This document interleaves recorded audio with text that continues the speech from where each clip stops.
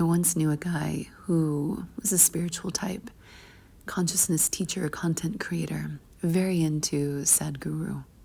And he told me a story about how he saw some rain clouds when he was trying to go home on his dirt bike. And he had to go up a mountain on a dirt road, but he was well equipped for it, an experienced rider. And he saw some rain clouds. So he used his manifestation intent and energy and his emerging spiritual powers to stop the rain. Why? Because he didn't want to be inconvenienced by being wet.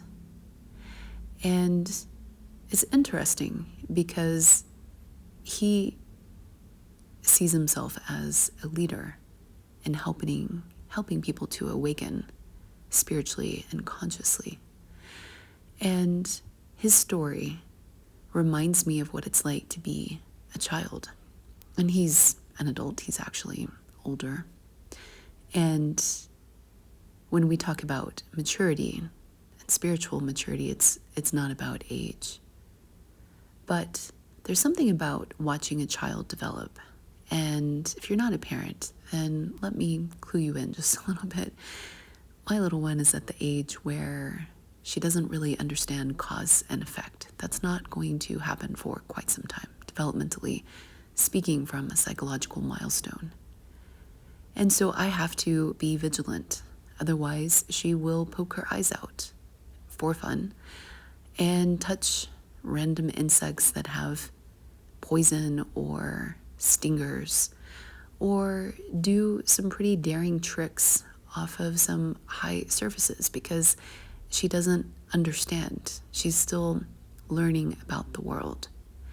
And her cognitive faculties are such that she needs that guidance to preserve her well-being. And she needs somebody there that is actually assisting her. Otherwise, some dreadful things would happen.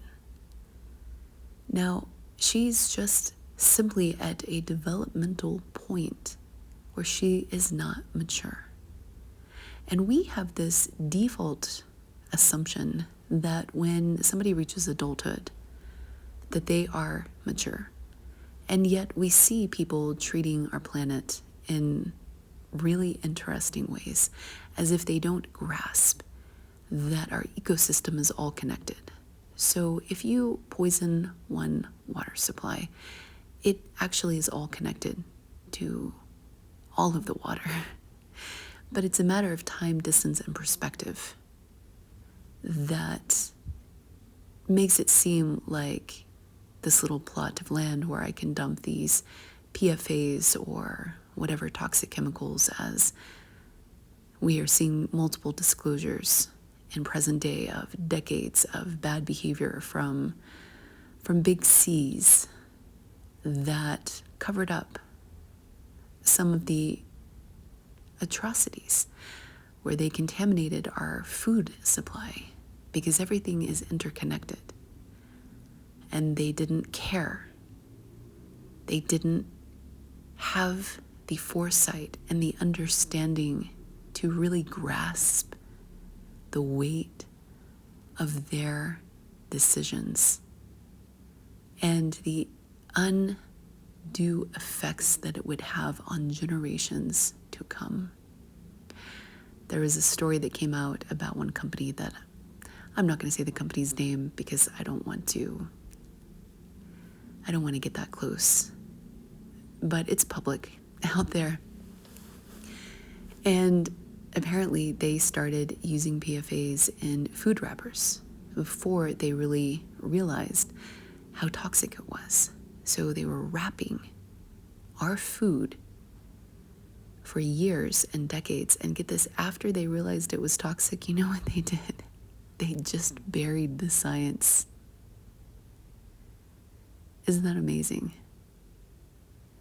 And one of the inventors at this company actually gave himself lead poisoning because he did this media publicity stunt. That's a little bit of a tangent, but I find it really fascinating because it articulates this point perfectly. He actually was performing for the press, and he developed or leaded gasoline. That's what it was. He developed lead gasoline. He invented it. And people were asking him, well, is lead poisonous? He was like, no. And he poured it all over himself. And he was like, see, I'm fine. And this is the point that I'm trying to make to you. That our cognition is very limited sometimes in our ability to grasp the potential consequences of our decisions and our behavior. And he was fine in that moment, but he ended up going to the hospital with lead poisoning and gave himself pretty much a disability for the rest of his life because he didn't understand the nature of lead poisoning. He didn't grasp that. And so what you see is these sometimes objectionable, horrific, catastrophic decisions of people in charge, people in key positions of influence in our society that, oops, oh, well, I guess we need to call the EPA. No, we're not going to call the EPA. We're just going to bury this. We're just going to bury this. Never mind that there's groundwater there. Yeah, we're just going to clean it up. Okay, no, we're just going to scoop it up in a big pile and walk away from it for decades and let families and kids play on it because they don't understand what they're playing on. This actually happened. So my point to you is now back to this person that I opened this episode with. What struck me about that story is the short-sighted nature of it and the self-serving nature of it. Because, and I have been there too, just so you know, I can relate to this, especially early on in my spiritual awakening, where I didn't understand that you can't just go around energetically touching people and loving and lighting people.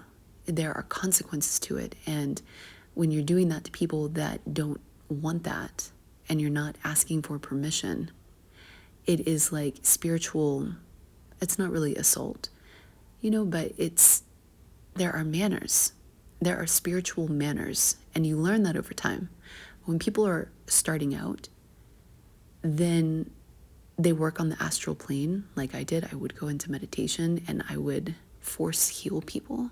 Like they weren't responsible for their own healing journey. I had to go in and doctor them up, and they didn't ask for it and they didn't want it. And when I told them about it, this is when I realized, I was like, oh, wait, maybe this is a faux pas. Maybe this actually is crossing a boundary. So when we are early in our spiritual awakening, we do things like that. Like this person that I knew. What if that action of halting the weather, we're not discussing whether or not it worked, we're just discussing the principle of it. What if that perpetuated a famine or led to the reduction in the food in the local area growing by a certain percentage? Did he ever think of that? Because when you live in parts of the world where you understand that there's a rainy season and a dry season, and that it affects the crops, and that affects the food, the local supply of food, then you actually care about the rain.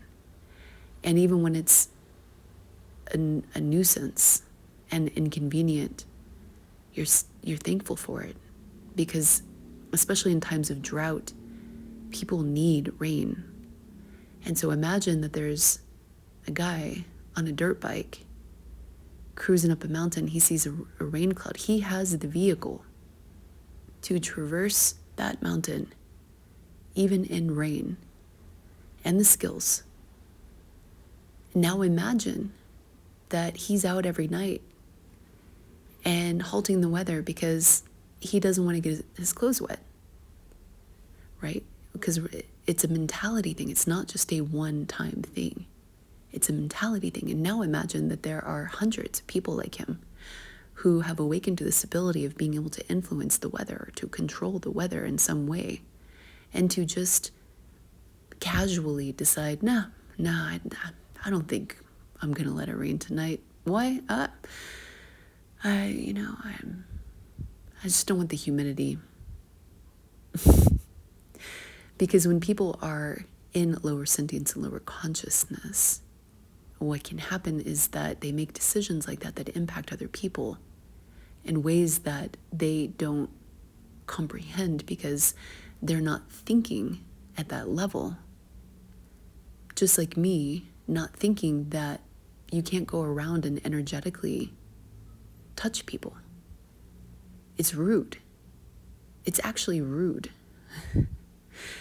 to do that without permission. And there are some caveats to that, right? But for the most part, I get a little weirded out when people tell me that they're connecting with my energy without my consent. But thankfully, I have a 5D, 7D, 9D version of myself, so I don't have to experience that. But sometimes I do experience random people's energy, and I don't always understand it. But thankfully, it's usually nice and pleasing and compatible, but it doesn't feel like somebody's trying to work on me. It doesn't feel like somebody's trying to heal me from afar when I don't need healing and I don't necessarily want it. So anyway, I'm getting off track. So spiritual maturity is about understanding when to use your power, how to use your power, and the impacts of using your power. And what is striking to me, and this is why I believe that we are actually in a training zone, because I'm not going to say it, but it seems like it's headed to some timelines that are catastrophic unless we turn the ship around. I'll just leave it there. And that would make sense if we were in a perpetual simulation and a safe sort of zone, like a training zone where we could experiment and we could learn, like my little one learning about the world, learning cause and effect. And there are people that are awakening to extrasensory phenomenon and abilities, telekinesis, and things of that nature. And what's striking to me is that you don't have to have any credentials to lead a meditation. You don't have to have any peer review to host a retreat. You don't have to have any acknowledgement by any board to open a church and to start a religion. And you definitely don't have to have any prior experience or skills or doing the work or even showing that you've done the work. Jay Shetty, just stealing people's work, to amass a large following on social media and to gain a level of influence and prestige that has numerous effects on society at that time point and potentially for multiple generations. And so now imagine that spiritual maturity, because as I mentioned to you before, the person on the mountain bike driving up the mountain who was a fan of Sadhguru saw himself as a consciousness leader and actually made content to influence people and teach them how to be spiritual and conscious, while stealing from his friends. Just FYI.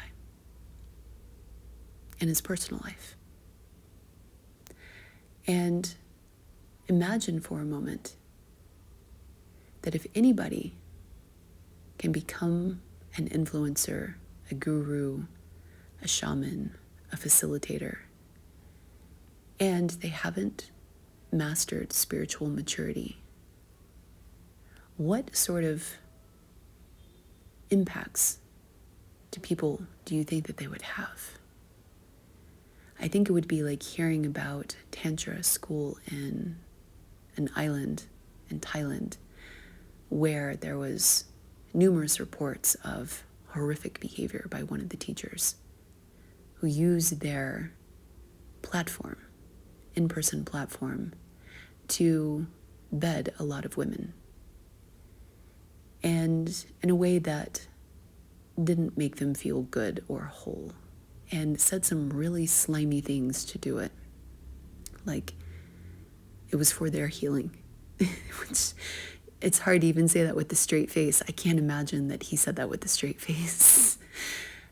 But apparently he did. And he was compelling enough to convince people and to sway them in the moment. But then afterwards they felt taken advantage of. And now imagine that there is somebody else, a rumored cult leader. I like to study cults and just, the psychology of them, the leadership, what goes wrong. I'm really interested in observing those phenomenon. And I was watching a Medium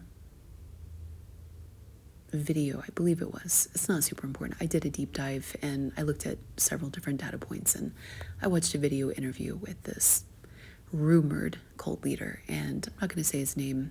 He's active. He's relatively popular. Probably some of you have heard of him, if not follow him. And he was sitting down with somebody outside, the interviewer, and other people had been talking about how he controls the weather. Like his followers were telling the interviewer that he had these special powers of controlling the weather. Different guy than the first one that I talked about. And so the interview asked this rumored cult leader, so you can control the weather, can you do a demonstration? And I'll never forget his body language and demeanor. It almost seemed like it was something he did, and this is just my personal opinion, reading him. It was something he did simply because he could. Simply because he could. And perhaps to be a showman, to demonstrate that he had these special abilities or powers. I could have it wrong, but that was my read on the moment. And he tried, but the rain kept coming and it didn't seem to have an effect. I don't know if that's super important. They could have cut that. But it makes us wonder, what are the motivations behind wanting to use one's power in that way? Because you can. To ensure that you are stepping into a position of authority so you're not questioned about your powerful nature, about being a chosen one, because he's not the only example of people using powers to wow others, and to do so in a way that is almost egregious, if not self-serving at times, with no regard for consequences. And these are our spiritual leaders. Where is the spiritual maturity in demonstrations like that? Now, we all can make mistakes. I've made mistakes. I continue to make mistakes. And so I'm not trying to erode the trust in all spiritual leaders, but I am wanting to call to question the fact that if anybody can lead anybody can get an audience, and there are no quality control measures in place. And there are numerous reports in many, many different sectors, even in the psychedelic facilitation space, of people misusing their authority in very immature and self-serving ways. Then how do we collectively filter out those that have actually done the work? How do we help the algorithm boost those people? And those who demonstrate a high degree of integrity and maturity. I think of Ram Dass, for example. And I'm not a follower of him, but I have so much respect for him. And I've listened to some of his teachings, and he carries that maturity. Eckhart Tolle, another, wow, high-level, spiritually mature person.